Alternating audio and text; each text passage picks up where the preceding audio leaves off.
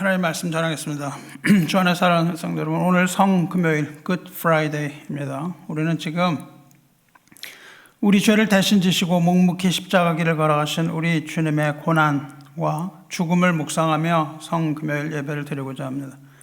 이 성금요일은 만왕의 왕이시며 만주의 주이시며 하나님의 아들이신 우리 주 예수 그리스도께서 가장 낮은 자의 모습으로 이 땅에 오셔서 우리 대신 하나님의 공의로운 심판을 온몸으로 다 받아내신 날인 것을 우리가 잘 알고 있습니다.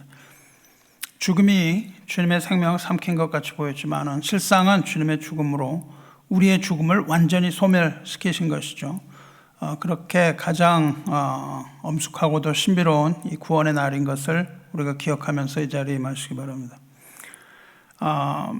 가장 거룩한 이 시간 우리가 말씀 나누기 전에 이 영혼의 깊은 울림을 위해서 잠시 14세기의 스위스의 차가운 광장으로 한번 가보겠습니다.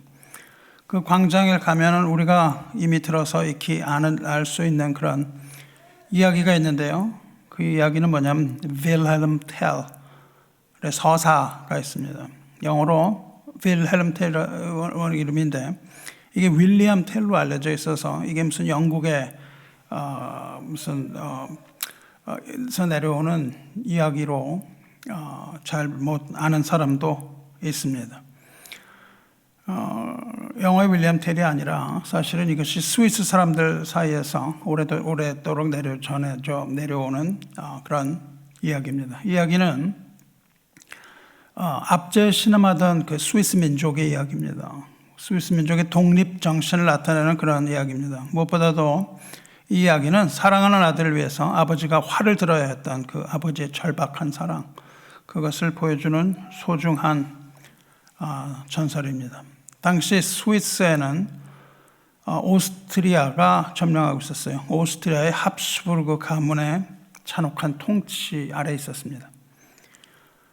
그때 거기에 알도르프 광장이라고 있는데 그 알도르프 광장의 당시의 총독의 이름이 뭐냐면 허르만 게슬러입니다. 허르만 게슬러가 총독이었는데 이 총독이 그 광장에 장대를 하나 꽂아놓고 거기에 자기 모자를 걸어놔요. 자기 모자를 걸어놓고 지나가는 모든 사람들한테 거기를 지나갈 때는 그 모자 앞에서 머리를 숙여서 절해라 이렇게 얘기를 했습니다. 웃기는 거죠. 모자를 하나 딱 걸어놓고 지나가는 사람마다 그 앞에서 절을 하라 그랬어요. 그냥 예의상 절을 하라 이런 게 아니죠.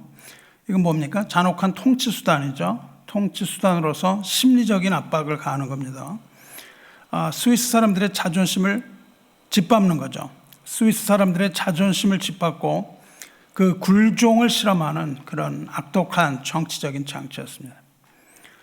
이제 그렇게 사람들이 지나가면서 절을 하고 지나갔는데 그러던 어느 날 한 사나이가 어린 아들과 함께 손을 잡고 그 광장을 지나가요. 그가 누구냐 하면은 바로 당대 최고의 활을 잘 쏘는 사수로 이름을 떨치던 윌헬름 텔입니다.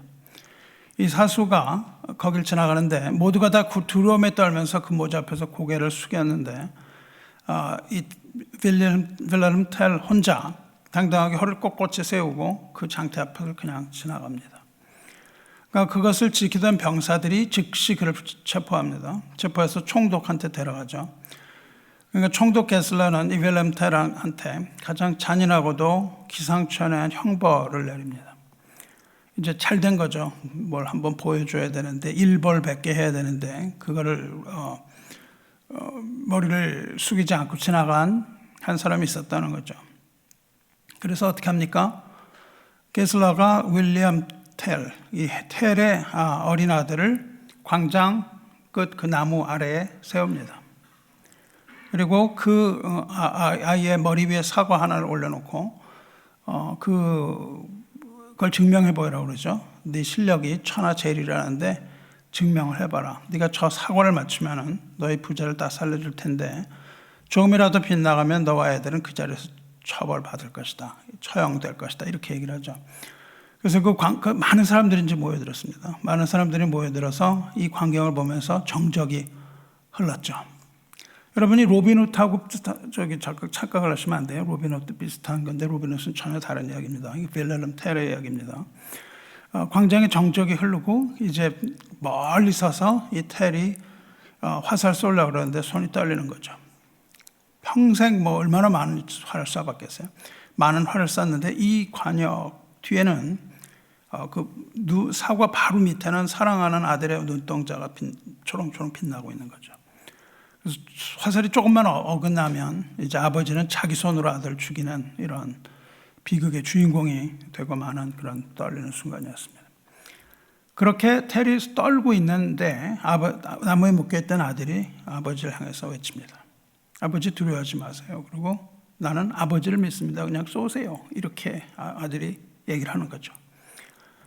거기서 이제 그 조용한 광제 아들의 목소리가 울려 퍼지는 겁니다. 아버지, 나는 아버지를 믿으니까 그냥 쏘세요. 그랬습니다. 그래서 아버지를 믿는 이 믿음으로 가득한 목소리에 아버지는 이제 눈물을 머금고 화살을 딱 시위에 먹입니다. 그리고 숨을 멈추고 화살 끝까지 당겨서 화살을 날리죠. 이때 우리는 살살 쏠 것 같은데요. 그렇게 하면 안 됩니다. 완전히 땡겨서 쏴야 그 활이 나가는 거예요. 그래서 시위를 떠난 이 활이 날카로운 소리를 내면서 공기를 가르죠. 그리고 정확하게 아들의 머리 위에 사과 정중앙을 관통합니다. 그리고 이제 온 광장에 안도의 한숨이 환호가 터져 나오는 거죠. 성도 여러분, 이 빌헬름 텔의 스토리는 해피엔딩입니다. 모든 것이 다 제자리를 찾고 아버지가 아들을 품에 안는 그런 해피엔딩이죠. 근데 오늘 우리가 성금요일 예배를 통해서 마주하는 이 골고대 언덕의 실제는 이것과 정반대죠. 이것과 정반대인 비극적인 결말을 향해서 달려갑니다. 전설 속의 아들은 살아서 돌아왔으나 십자가 속의 아들, 십자가에 달리신 하나님의 아들은 우리를 살리기 위하여 기꺼이 그 죽음의 형벌을 온몸으로 받아내신 것. 이것이 차이점입니다. 이 윌리엄 텔, 이 빌헬름 텔의 아들을 묶었던 밧줄은 풀렸지만은 오늘 우리가 묵상하고자 하는 하나님의 아들은 인류의 죄를 짊어지기 위하여 나무에 친히 달려서 죽으셔야만 했습니다.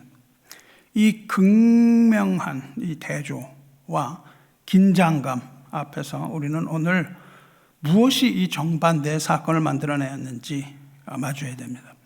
텔은 아주 능력이 있는 사수였기 때문에 그 아들의 사고를 맞출 수 있었고 하나님은 무능한 하나님이었기 때문에 그 아들을 구할 수 없었다. 이렇게 말할 수 없지 않습니까? 빌헬름 텔의 그 광장에는 환호가 남겼지만 골고다 언덕 위에서는 하나님 아버지의 침묵이 흘렀어요. 그리고 거기에는 아들의 절규가 있었습니다. 그리고 온 세상을 덮는 어둠만이 가득했던 곳입니다. 그렇다면 대체 왜 이 인류의 역사상 유일하게 죄가 없으신 하나님의 아들은 그 잔인한 심판의 현장에서 빌헬름 텔의 아들처럼 살지 못하고 죽으셨을까요? 그래서 이제 우리는 이 빌헬름 텔 이야기의 그늘을 벗어나서 우리 영혼이 마주했던 실제적인 그 심판, 공의로운 심판이 무엇인지, 그리고 그 심판의 요구가 왜 아들을 죽음으로 몰아넣어야만 했는지 이걸 성경을 통해서 살피려고 하는 겁니다. 먼저 우리를 향했던 그 서슬, 먼저 그 하나님의 아들을 향했던 그 서슬 시퍼런 그 심판의 실체를 우리가 확인해 봐야 됩니다.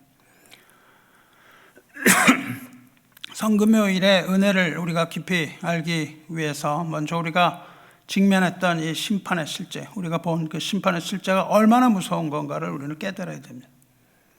하나님의 공의는 결코 죄를 가볍게 넘기거나 그냥 슬쩍 간과해서 넘어가는 그런 게 아니죠.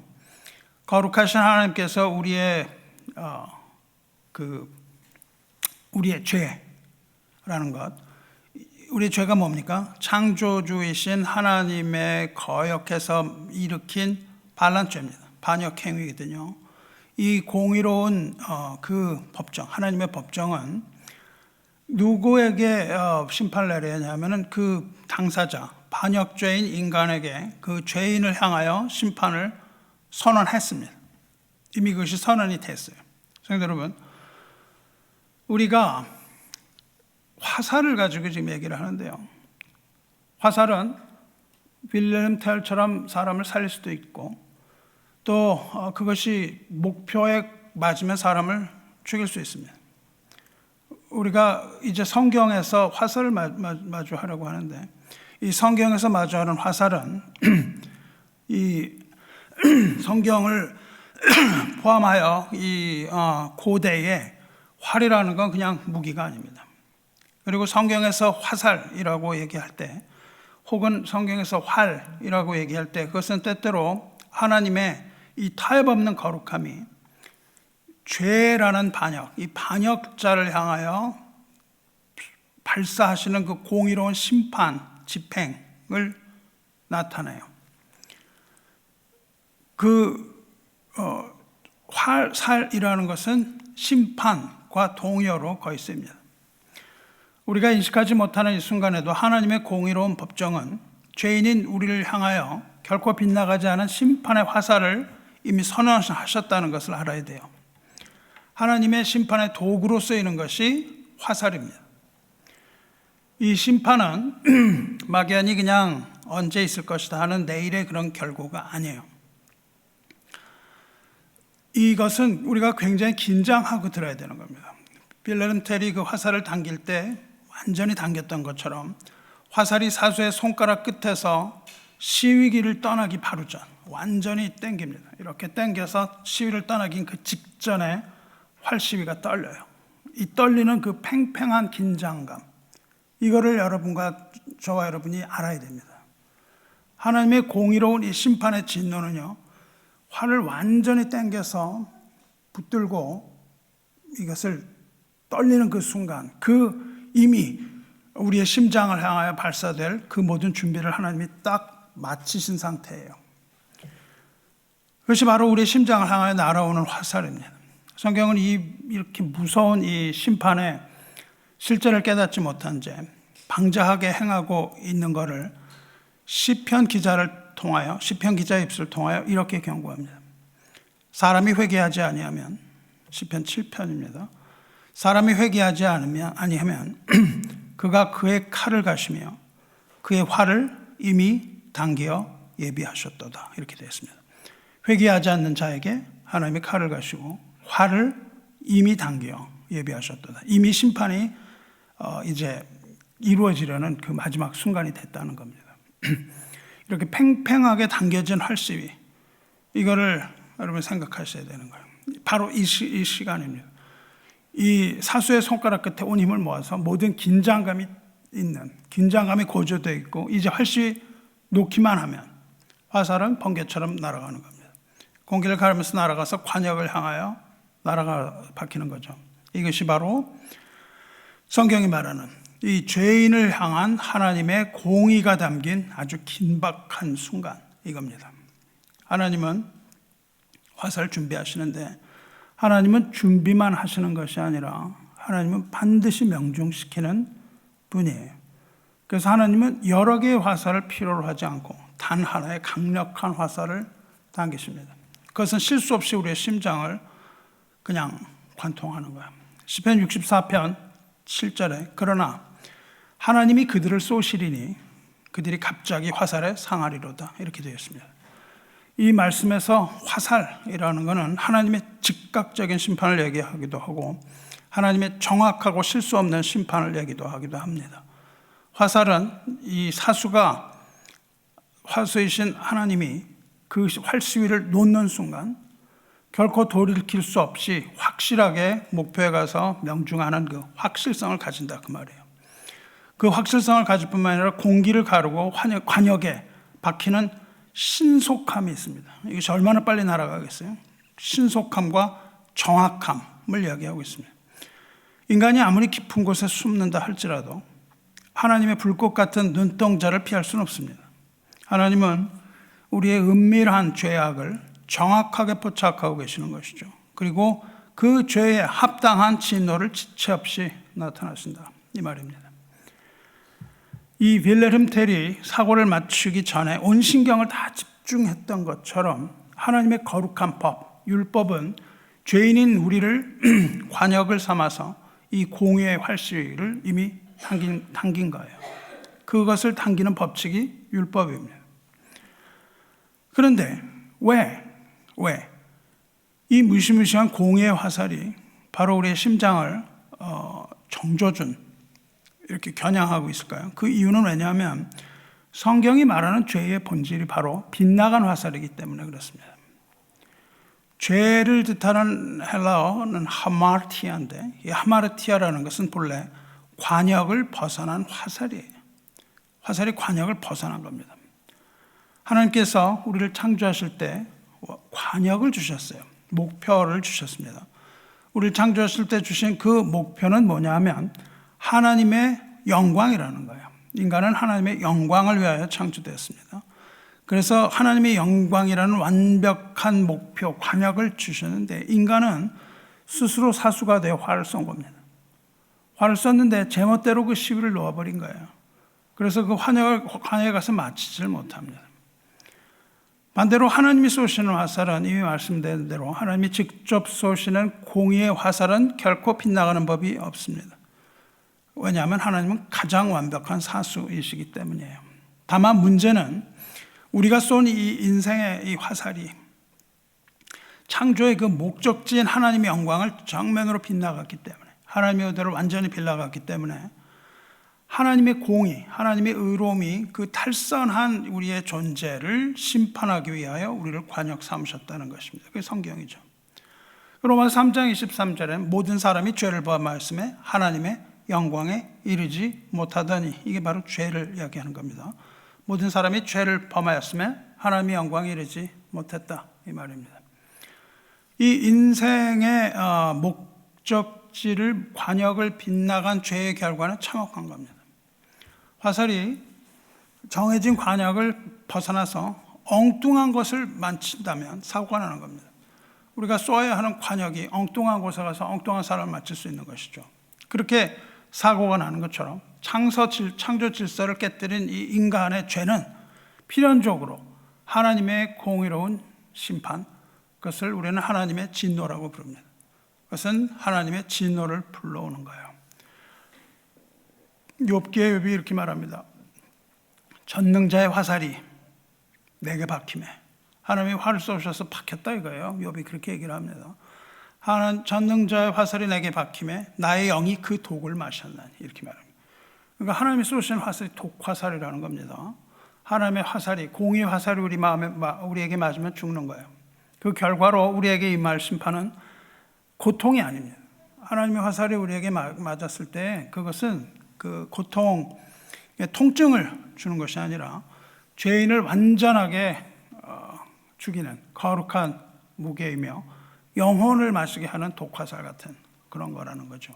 그러니까 우리는 이것을 실체를 알아야 되는 거예요. 우리가 하나님의 화살을 맞았을 때 살아날 생각할 수가 없습니다. 하나님이 당기신 이 화살이 티끌만큼 오차도 없는 거예요. 티끌만큼의 오차도 없고 한 방으로 우리 목숨을 끊습니다. 우리 인생의 가장 은밀한 그런 구석까지 하나님이 딱 화살로 조준을 하고 계시다는 거예요.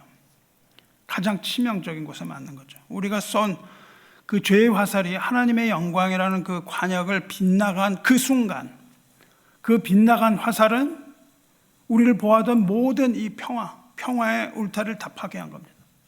우리가 스스로 그 울타리를 파괴하고 이제는 거꾸로 우리 심장을 향하여 겨냥하는 심판의 화살이 되어서 되돌아오는 것입니다. 다시 말하면 우리가 하나님의 영광에 이르지 못하도록 날린 화살은 죽음의 부메랑이 되어서 우리에게로 돌아오는 것이죠. 비극이죠.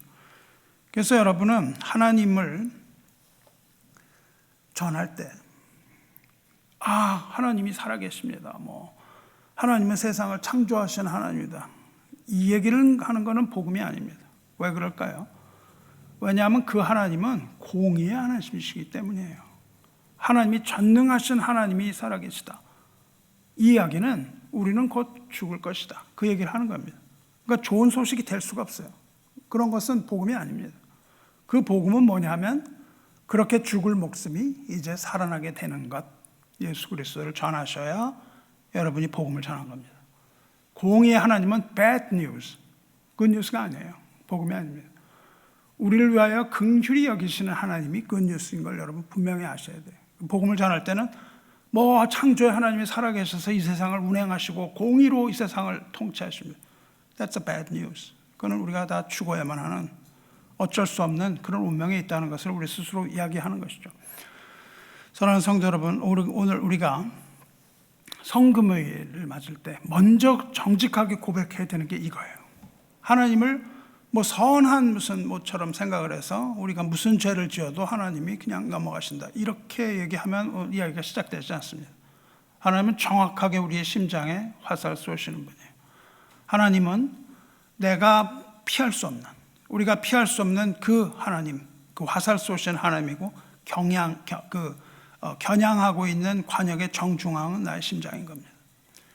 하나님의 진노는 의로운 진노예요. 그래서 우리가 이것은 정당한 진노입니다. 우리가 왜 그러시냐고 말할 수 없는 거예요. 하나님의 심판의 화살은 우리 인생의 모든 추악한 죄악을 관통시킬 준비를 다 마치셨습니다. 이제 하나님이 화살을 놓으시기만 하면 되는 거예요. 이 엄중한 공의의 형실 앞에 서 있을 때 우리에겐 소망이 없는 겁니다. 창조의 하나님, 공의의 하나님, 이것을 들으면 우리에겐 소망이 없는 겁니다. 우리는 그냥 오직 죽음만을 기다리는 비참한 죄인이라는 것을 우리가 인정하지 않을 수 없습니다. 성도 여러분, 이제 우리 누차 제가 말씀을 드리지만 기독교의 시작은 절망이라고요. 우리는 절망에서 시작합니다. 우리는 방금 이 피할 길 없는 공의의 화살 앞에 또 한 번 절망했습니다. 그러나 이 처절한 죽음의 위협 속에서 도무지 믿기지 않는 하나님의 신비로운 자비가 찬란하게 떠오르는 거예요. 거기에서 심판의 이 화살 끝에서 절망하던 인류의 역사 속에 하나님의 자비가 직접 찾아오시는데, 하나님의 자비가 찾아온 첫 번째, 그 자비가 찾아오셨던 첫 번째 장엄한 사건이 뭐냐면 노아의 홍수 심판입니다. 이상하죠? 첫 번째 심판인 노아의 홍수, 이걸 자비다 이렇게 얘기를 하면 목사님 정신 좀 이상하신 거 아니에요? 심판을 어떻게 자비라고 얘기합니까? 이렇게 얘기할 수 있습니다. 근데 왜 그것이 자비인지 설명할 테니까 들어보시기 바라요. 죄악이 온 세상에 가득하여 공의로운 심판이 불가피했습니다. 그 심판이 불가피하지 않다고 얘기하면 우리는 이야기를 시작할 수 없습니다.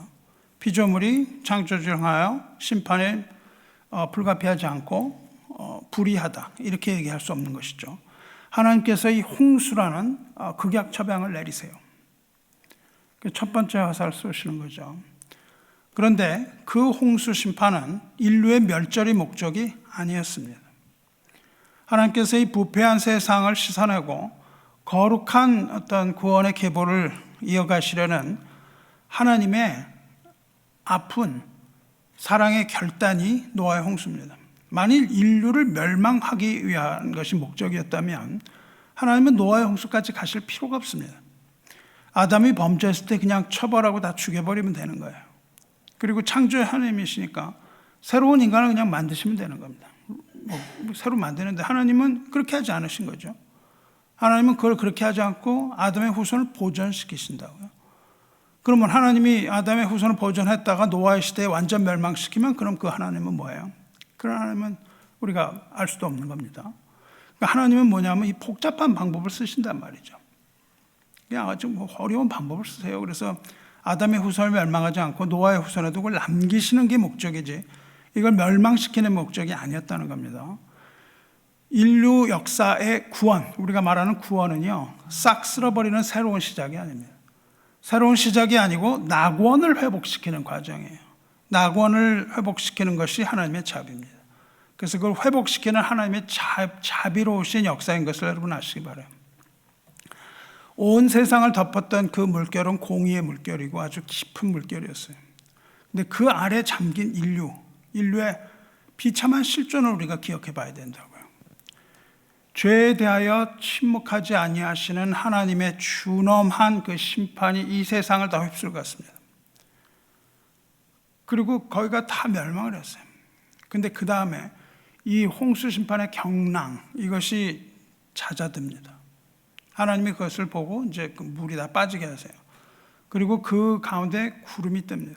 고요한 구름 가운데 우리가 도무지 상상하지 못할 징표 하나가 걸립니다. 하늘에 걸리죠. 여러분 잘 아시지 않습니까? 그것이 뭐예요? 하나님이 걸어놓으신 징표가 뭐냐면 세상에서 가장 아름다운 자비의 아치인 무지개입니다. 하나님 무지개를 딱 거셨다고요. 홍수 심판이라는 것은 인류를 아주 포기하지 않으신다는 선언입니다. 그것이 하나님의 거룩한 보존의 법칙이에요. 그리고 장엄한 사랑의 결단입니다. 창세기 9장 오늘 읽으신 말씀 11절에 내가 너희와 언약을 세우리니 다시는 모든 생물을 홍수로 멸하지 아니할 것이라 땅을 멸할 홍수가 다시 있지 아니하리라 이렇게 말씀하세요. 이걸 뭐라고 그러냐면 노아 언약이라고 부릅니다. 혹은 무지개 언약 이렇게 불러요. 그러니까는 그 노아와 맺으신 언약인 것이죠. 근데 뭘로 맺으셨냐면 무지개라는 징표로 맺으신 언약이에요. 이 무지개 언약은 그냥 단순하게 비가 온 후에 나타나는 그런 기상현상이 아니고 하나님께서 우리를 향한 심판의 의지, 하나님의 그 의지를 꺾으시기 위하여 스스로 언약을 맺으신 거예요. 그 스스로 은혜의 언약 안에 가두신 자기 제한적인 사랑입니다. 하나님 자신을 구속하는 거예요. 이렇게 하나님은 스스로를 구속하십니다. 하나님은 홍수를 통해서 부패한 세상을 씻으셨어요. 그러나 인류를 멸절하지 않고 은혜의 역사를 이어가시기 위해 스스로를 이 언약 안에 가두어 두셨어요. 스스로 갇히셨습니다. 하나님은 자비로운 이 은혜의 상징으로 구름 사이에 무지개를 두신 겁니다. 본문의 언약을 다시 보세요. 13절에 내가 내 무지개를 구름 속에 두었나니 이것이 나와 세상 사이에 언약의 증거니라. 언약을 세우시고 증거를 주셨습니다. 이게 바로 자비의 상징이라는 겁니다. 이 무지개 징표라는 무지개라는 이 징표 속에는 무지개라는 건 그냥 평화의 상징 이렇게 얘기를 하는데 이것은 평화를 약속하는 이상의 놀라운 비밀이 있는 겁니다. 여기 무지개를 뜻하는 히브리어가 케세트라는 건데 이게 뭐냐면은 활입니다. 활인데 어떤 활이냐면은 전쟁용 활이에요. 전쟁에서 활용하는 활입니다. 직역해서 읽으면 내가 내 활을 구름 속에 두었다 이렇게 말씀하시는 겁니다. 내가 내 활을 구름 속에 두었나니 이것이 나와 세상 사이의 언약의 증거니라. 하나님이 활을 딱 거셨다고. 무슨 활을 거냐면 전쟁의 활을 거셨어요. 하나님은 평화의 언약으로 무기인 활을 거십니다. 무지개, 즉 심판의 상징인 활을 딱 보여주시고 이게 언약이다 그렇게 말씀하세요. 그런데 여러분 활이 어떻게 서 있습니까? 무지개가 이렇게 서 있습니까? 이렇게 서 있습니까? 위로 이렇게 서 있거든요. 무지개는 다 이렇게 서 있죠. 이렇게 돼 있는 사람, 이렇게 된 사람은 가서 동화책 한번 보세요. 무지개가 이렇게 돼 있나? 무지개가 어떻게 서 있어요? 이렇게 서 있다고요. 이렇게 서 있습니다. 아치 모양입니다. 활처럼 둥그런 아치 모양이잖아요. 그러니까 직역을 하면 활을 뒀다 그렇게 말씀하시는 거예요. 어디를 향해요? 이 무지개는 활시위가 땅을 향해서 이렇게 쏘는 것이 아니고 하늘을 향하여 쏘도록 하나님이 배치하셨다고요. 이게 무엇을 뜻합니까? 심판의 화살을 맞아야 할 죄인이 누구예요? 땅에 사는 자들입니다. 땅에 사는 자들인데 하나님은 그 방향을 어디로 돌려놓으셨냐면 하늘로 돌리셨어요. 즉 하나님 자신을 향하여 화살을 딱 세팅을 하셨다고요. 처음부터 그렇게 세팅하십니다. 여기서는 공의의 화살을 거두신 것이 아니라 무슨 말 하시는 거예요? 화살 누구를 향하여 쏘겠다고 하시는 거예요? 내가 이 화살을 나를 향하여 발사하겠다 그 말 있잖아요. 이제 나를 향하여 발사하는 겁니다. 내 심장을 쏘겠다 이겁니다. 이게 바로 하나님의 사랑의 결단이고 자비의 언약입니다. 그러니까 하나님의 무지개 언약이라는 것은 그 화살이 하늘을 향하여 날아가는 이런 모습을 하나님이 노아의 언약 때, 노아 때 언약으로 세우셨다고요. 그런데 이 화살이 성경을 여기저기를 보면요, 이 화살이 하나님의 보좌를 쫙 두르고 있습니다. 이거는 하나님의 보좌를 두르고 있는 게 화살이에요. 심판의 보좌에서도 하나님은 이 무지개를 보시는 겁니다. 그러니까 하나님은요, 보좌에 앉아서 딱 보면 화살이 쫙 보이는 거예요. 그리고 그거를 노아 때 세우신 화살을 하나님이 보시는 겁니다. 에스겔 1장 28절에 그 사방 광채의 모양은 무지개, 비 오는 날 구름에 있는 무지개 같으니 이는 여호와의 영광의 형상의 모양이라 그래요. 이 환상은 어디냐면 바벨론 포로 유배지의 절망 속에 있던 에스겔 선지자에게 나타나는 환상입니다. 그러니까 사방으로 뻗어나는 이 광채가, 하나님의 보좌로부터 나오는 광채가 무지개 같았다, 이렇게 그걸 보는 거예요. 그러니까 심판의 폭풍이 지나간 그 다음에 반드시 주님의 그 신실한 언약이 머물고 있는 것을 에스겔이 시각적으로 이렇게 보여준다고요. 이 화살을. 이제 신약에서는 어떻습니까? 신약에서 요한계시록에게 나타납니다. 아주 웅장한 보좌의 모습으로 나타나요. 뭐냐면은 요한계시록 4장 3장에 무지개가 있어 보좌에 둘렀는데 그 모양이 녹보석 같더라, 그렇게 말합니다.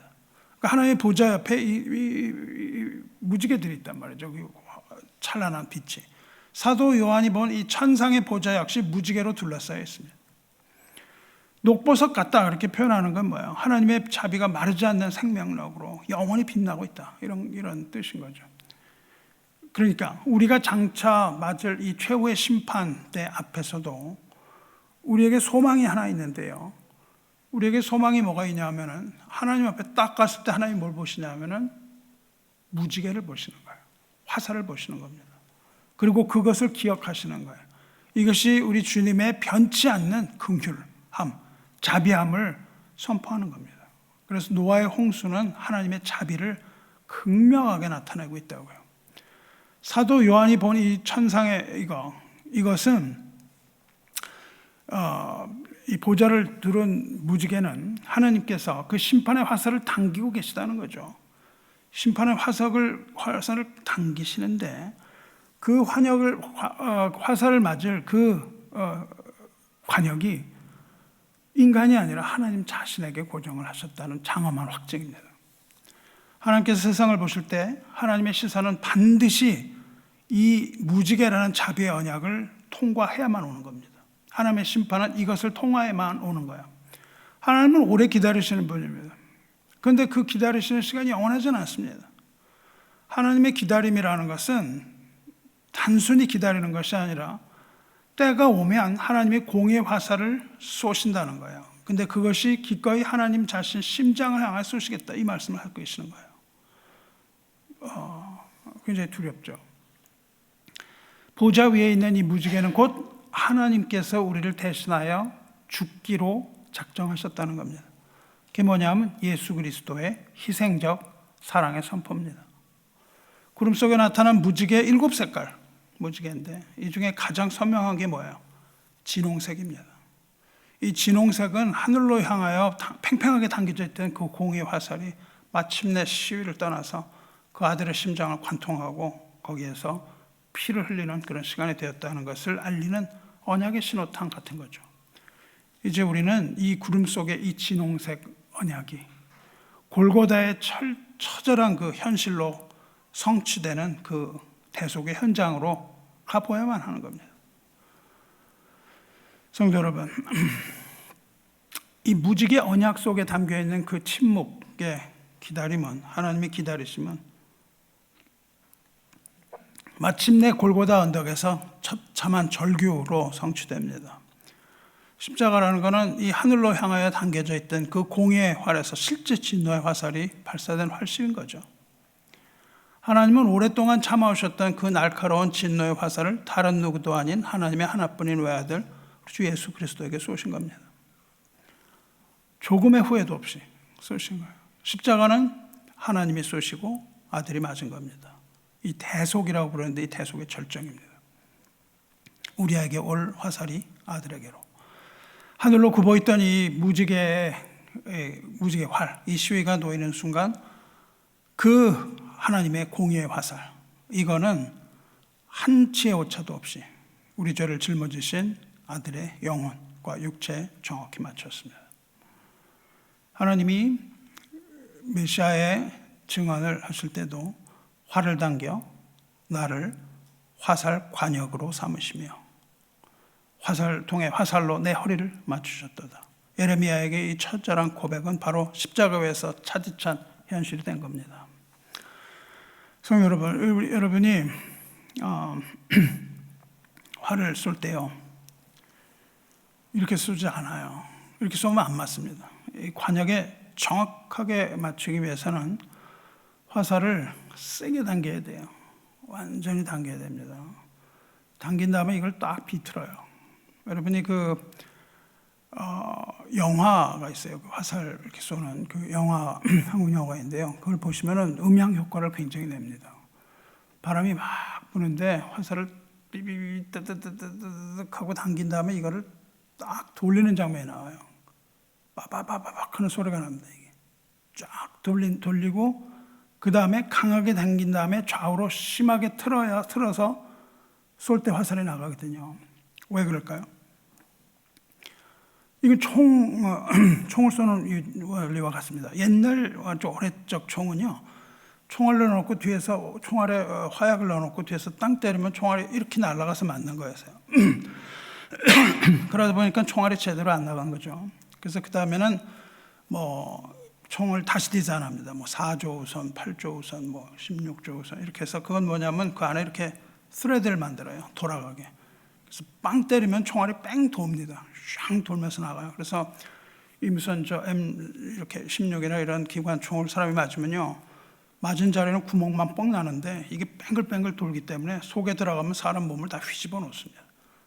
그리고 날아갈 때 이게 여러분이 팽이를 돌리면은 잘 서 있잖아요. 그것처럼 이게 팽그르르 하고 돌면은 정확하게 그 선을 유지하면서 날아가요. 이게 삥 날아가면 이게 왔다 갔다 하는데 이렇게 팡 돌리면은 날아갑니다. 그래서 화살을 쏠 때도 이걸 돌려서 쏘면은 화살이 이렇게 돌면서 쫙 날아가는 거예요. 이걸 비틀어 쏘기 얘기하죠. 이렇게 쏘아야만 화살이 바람을 가르고 날아갈 때 바람의 영향을 덜 받고 원하는 궤적을 따라서 쌩하고 날아가죠. 그러니까는 할 때 계산을 딱 하는 겁니다. 이게 딱 해서 이게 바람이 불면은 얼마 딱 계산해서 아래 위로 하고 돌리고 쏘는 거죠. 하나님의 공의로운 화살이 죄인을 쏘아서 멸망시키지 않고 이 구원이라는 이 완벽한 관역에 도달하기 위하여 하나님은 이걸 주셨다고요. 예수님에게 십자가 위에서 독생자의 몸을 비틀고 찢어야만 하는 거예요. 그래야 정확하게 맞는 거죠. 예수의 몸이 찢기고 비틀어지고 고난을 받고 다 찢어지고 이런 상황이 있었던 것이죠.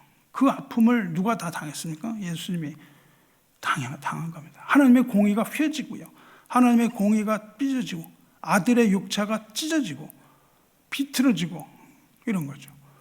그리고 마침내 공의의 화살은 죄인인 우리를 벗어나고 우리를 빗나가고 정확한 구원의 완성을 이룬 것입니다. 이게 하나님의 방법이죠.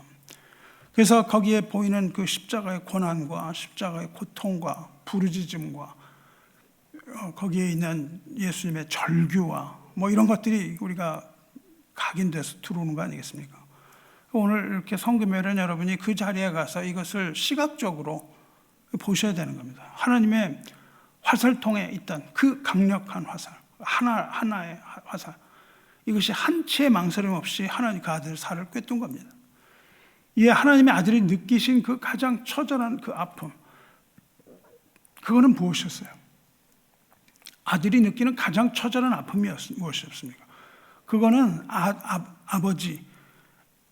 그 아버지가 주신 그 화살에 맞아서 찢어지는 육체의 고통이라기보다는 영원토록 누려온 그 아버지와의 끊어질 수 없는 그 사랑의 관계가 완전히 끊어진 데 있습니다.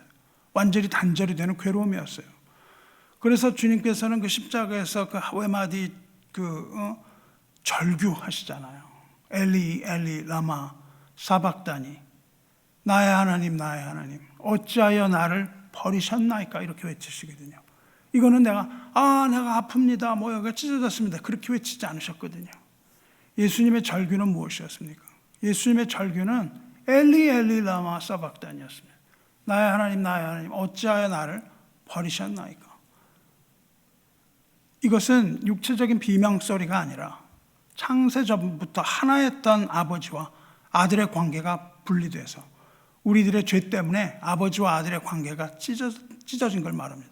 우리의 죄 때문에 찢어진 그 영혼, 찢어지는 예수님의 영혼에서 나오는 통곡 소리가 엘리 엘리 라마 사박단이라는 것을 우리는 알아야 됩니다. 그것이 가장 큰 고통인 거죠.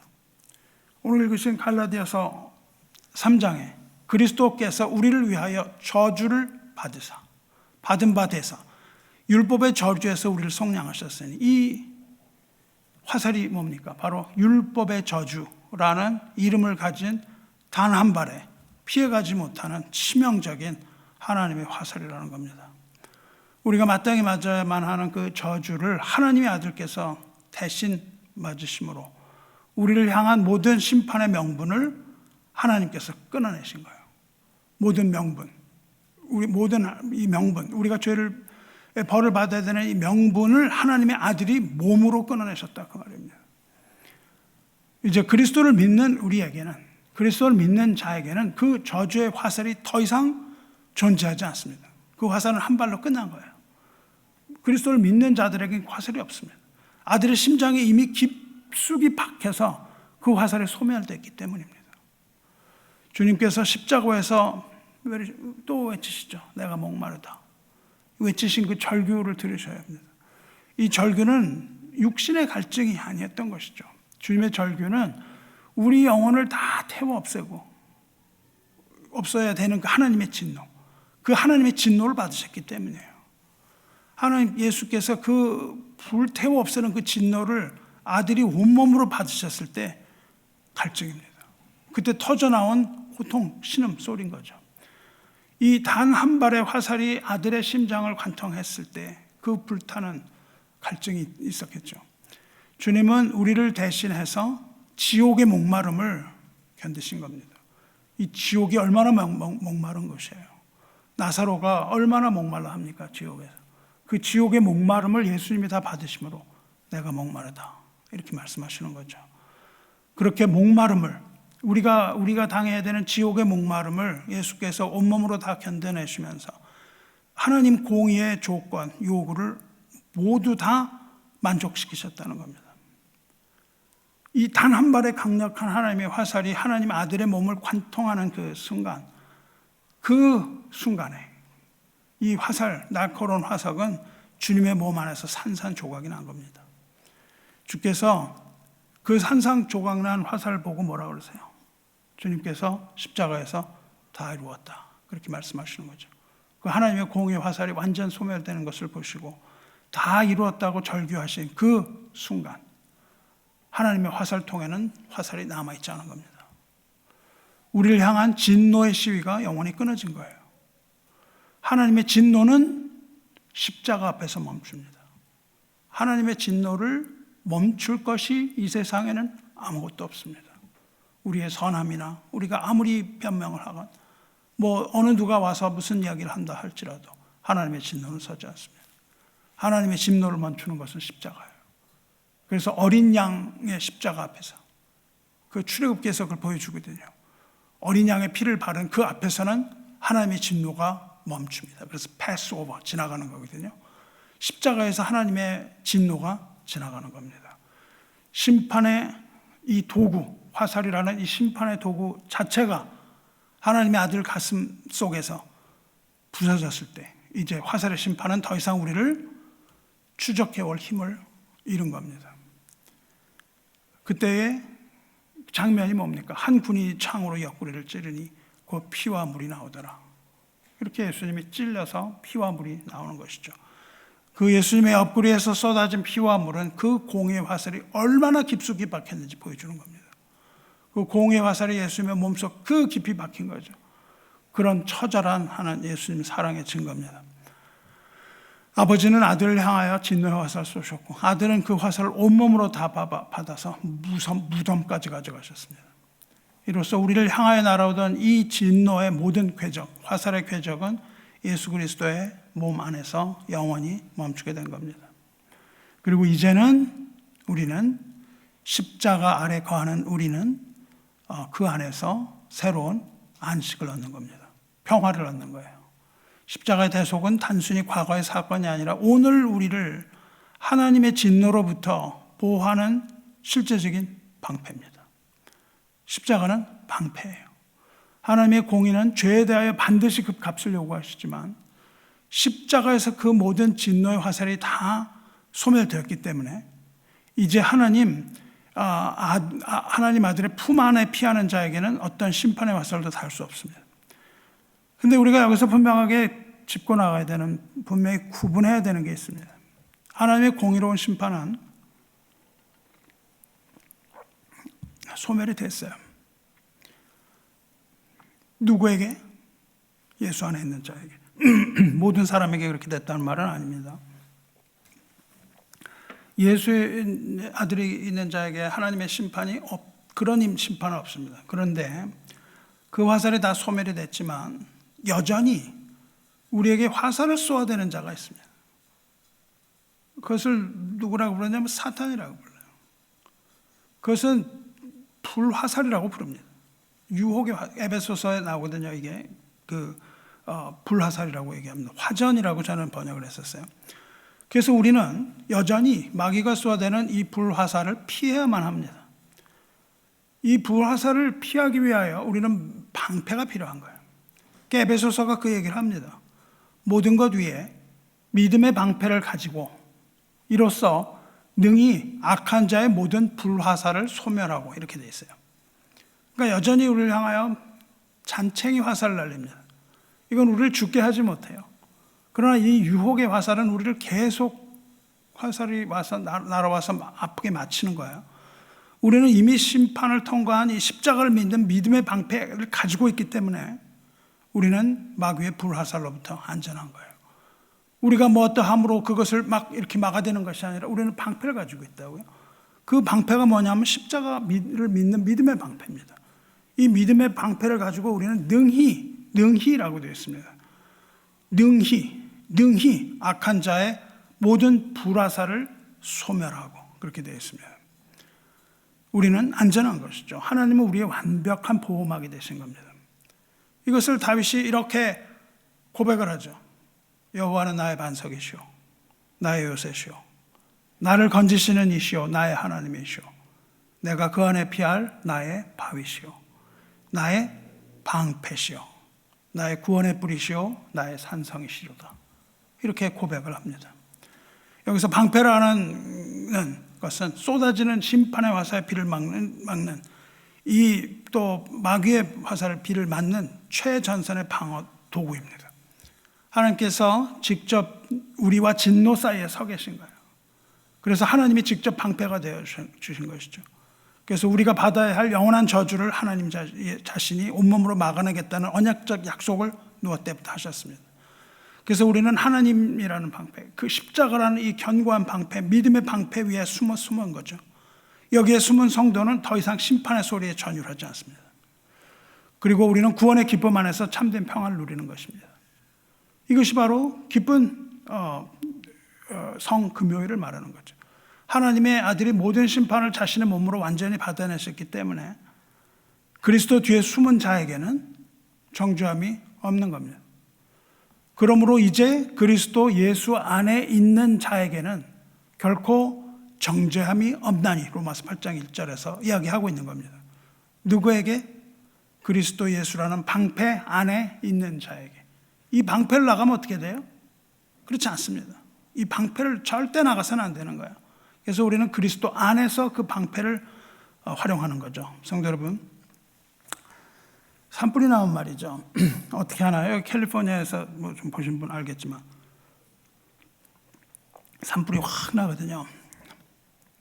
그러면 그걸 어떻게 제압합니까? 뭘 막 쏟아봐야 소용이 없어요. 물을 막 쏟아도 소용이 없습니다. 그래서 이거를 어떻게 화재를 진압하냐면요, 파이어 브레이크라는 것입니다. 파이어 브레이크, 방화선이에요. 방화선. 어떻게 하냐면 바람이 여기서 불잖아요. 그러면 불이 저쪽으로 번져갑니다. 그러면 미리 거기 가서 불을 질러요. 앞에 부분을 불을 질러갖고 이 불이 지나가다가 거기에 가면 더 이상 탈 게 없어서 멈춰서는 이 방법을 씁니다. 이거를 파이어 브레이크라고 부릅니다. 그 컴퓨터 하시는 분 뭐가 있어요? 파이어월 맨날 나오죠. 뭐 파이어월이 어떻게 됐고 뭐 나오는 게 그런 거예요. 비슷한 개념입니다. 불이 번지는 걸 중간에서 끊어내는 것, 이거를 파이어월이라고 그러고 파이어 브레이크라고 합니다. 불길이 타오기 전에 이미 그 지역을 태워버리면 이미 타버린 땅에는 더 이상 나무나 풀이 없기 때문에 그 선을 넣지 못하고 거기 멈춰서는 것이 그 진화 방법이거든요. 십자가가 바로 이런 거죠.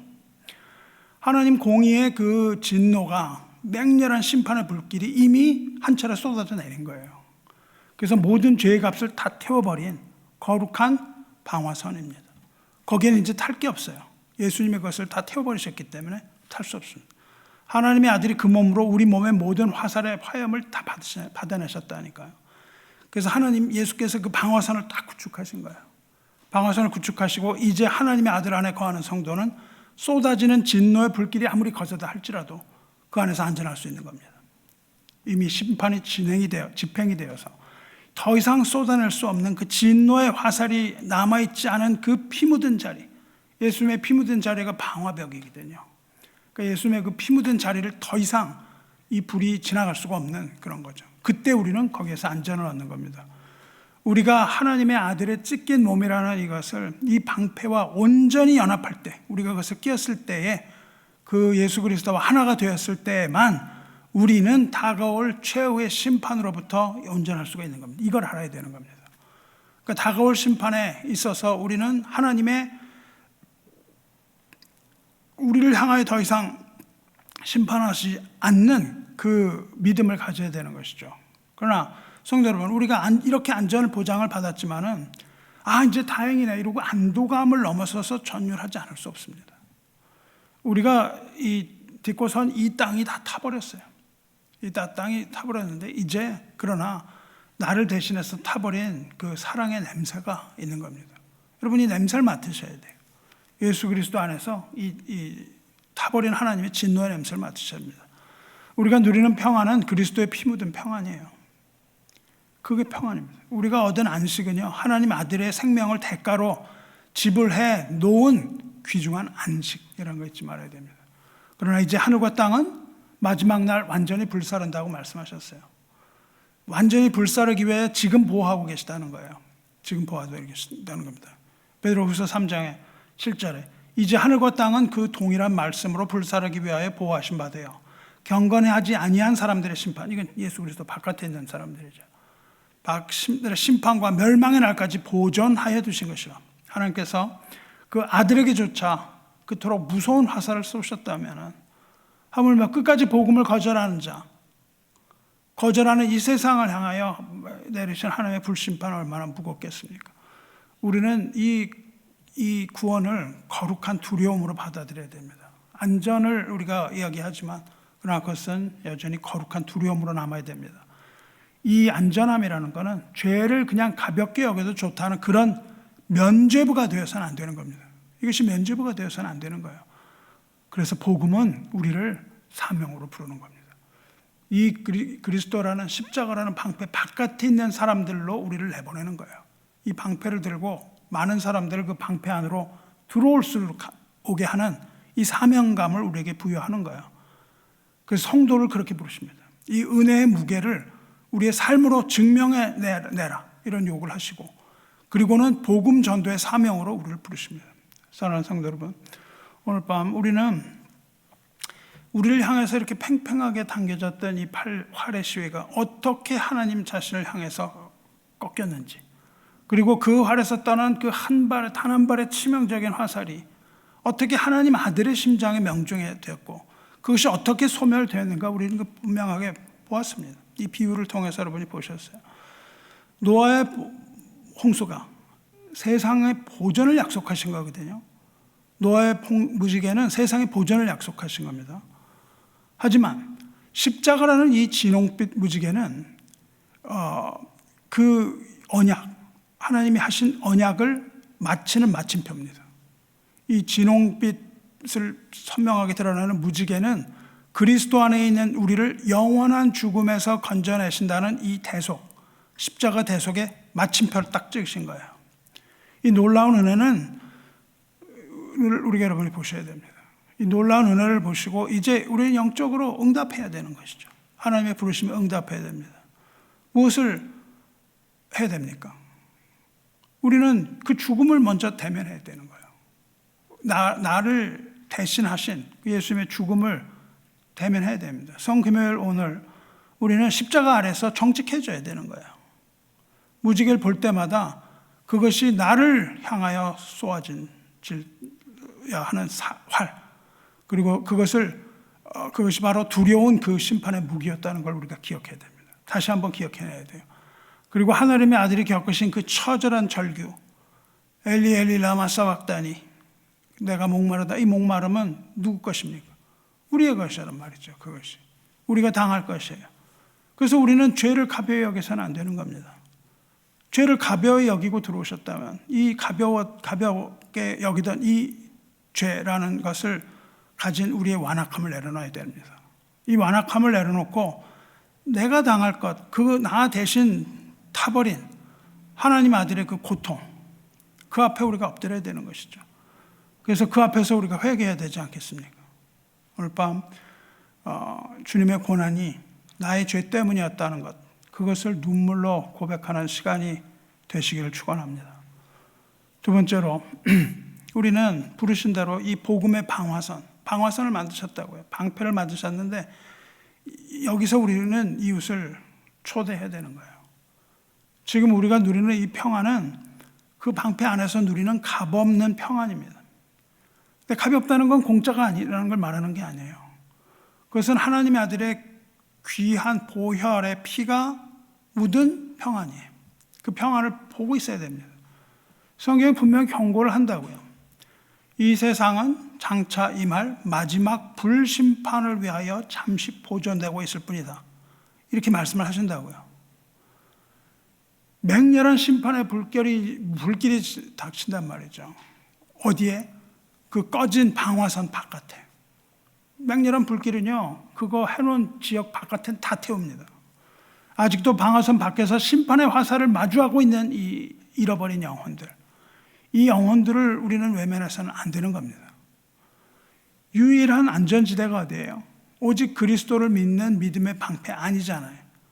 그것을 우리는 이 죽음의 화살 아래에 있는 이 사람들, 이 불쌍한 영혼, 잃어버린 영혼들을 신속하게 이 방패 안으로 초대해서 붙잡아 들어야 되는 거예요. 어떻게 붙잡아 들어요? 강제로 붙들어 들어야 됩니다. 롯이 소돔이 망할 때 그냥 가지 않고 천사가 손을 붙잡아서 끌었어요. 우리는 강제로라도 방패 안으로 끌어들여야 되는 거예요.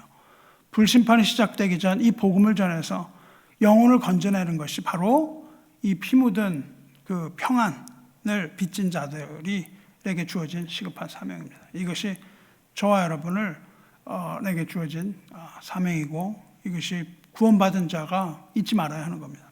마지막으로 우리는 부활을 기다리는데 시끄럽게 떠들지 말고요. 우리는 거룩하게 정적을 지켜야 됩니다.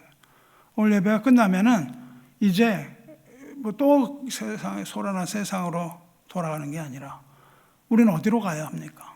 우리는 그 소란한 세상이 아니라 정적이 흐르는 주님의 무덤으로 가야 되는 거예요. 부활이 있는 그 무덤으로 우리는 가는 겁니다. 이 아들의 심장을 꿰뚫은 이 화살이 무덤 속에서 완전히 소멸됐다는 걸 여러분이 아셔야 돼요. 그리고 내 죄가 하나님의 아들을 죽였다. 이걸 우리가 기억을 해야 되는 겁니다. 하나님의 아들이 왜 죽으셨어요? 우리의 죄 때문에 죽으셨단 말이죠. 내 죄가 하나님의 아들을 죽인 장본인이라는 걸 깨달아야 돼요. 우리가 세상에 어울려서 웃고 떠들고 뭐 이런 거를 해서는 안 되는 것이죠. 그리고 우리는 부활의 아침이 머물 때 오기 전까지 어디 머물러야 돼요? 주님의 육체, 주님의 시체가 안치되어 있던 그 자리에서 우리는 침묵을 지키며 그 무덤을 지켜야 됩니다. 영혼의 무거운 그 정적, 그 고요함을 여러분이 지키시기 바라요. 성금요일의 이 거룩한 침묵, 이 침묵을 견디면서 우리는 주님의 죽으심을 깊이 새기는 겁니다. 이렇게 깊이 새기는 자만이 무엇을 맞냐면 부활을 맞는 거예요. 그리고 다가올 부활의 기쁨을 저와 여러분이 온전히 누리게 되시기를 주님의 이름으로 축원합니다. 말씀 맺겠습니다. 그리스도 안에서 사랑하는 성도 여러분, 휘어진 활, 그리고 대신 맞으신 화살, 그리고 영원히 빛나는 무지개 언약, 그리고 그것을 생명으로 완성하신 예수 그리스도의 승리를 찬양합니다. 우리는 심판의 두려움이 아니라 사랑의 전율, 사랑의 떨림인 거예요. 예수님 사랑에 있어서 떨리는 이 전율 하면서 살아가는 저와 여러분 되시길 주님의 이름으로 축원합니다.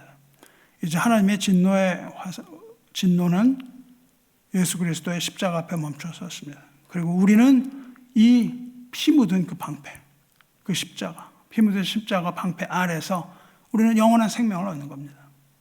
이 신비로운, 이것이 신비죠. 하나님의 신비. 이러한 십자가, 골고다 언덕에서 이 십자가 은혜가 저와 여러분의 평생 동안 하나님께서 걸어놓으신 활, 그 언약의 활, 십자가에서 빛나기를 원하고 세상을 구원하는 사명으로 여러분이 불꽃으로 타오시기를 주님의 이름으로 축원합니다.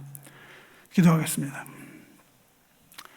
사랑과 자비가 풍성하신 하나님 아버지, 오늘 성금요일을 맞아 우리를 향했던 진노의 활시위를 하나님 자신에게로 돌리시고 그 날카로운 심판의 화살을 홀로 받아내신 하나님의 아들 우리 주 예수 그리스도의 사랑을 깊이 묵상하며 기도합니다.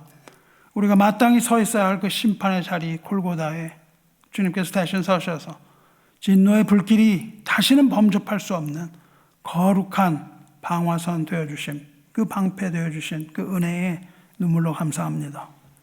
하나님, 우리가 지금 누리는 이 평안과 안식이 결코 값싼 것이 아님을 뼈저리게 기억하게 하여 주시옵소서.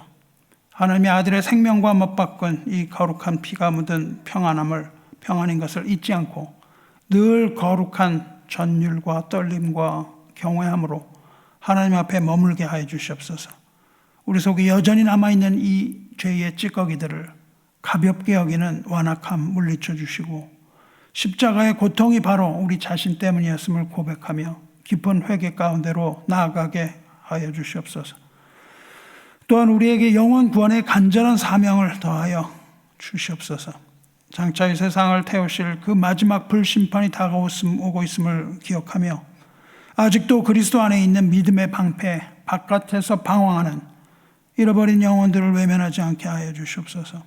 그들을 속히 복음의 안전지대인 십자가 아래로 하나님 아들의 거룩하신 그 죽으심을 믿는 믿음의 방패 뒤로 인도하는 신실한 증인의 삶을 살게 하여 주시옵소서. 우리를 위하여 십자가에서 자기 몸 버리신 하나님의 아들 우리 주 예수 그리스도의 이름으로 간절히 기도드리옵나이다.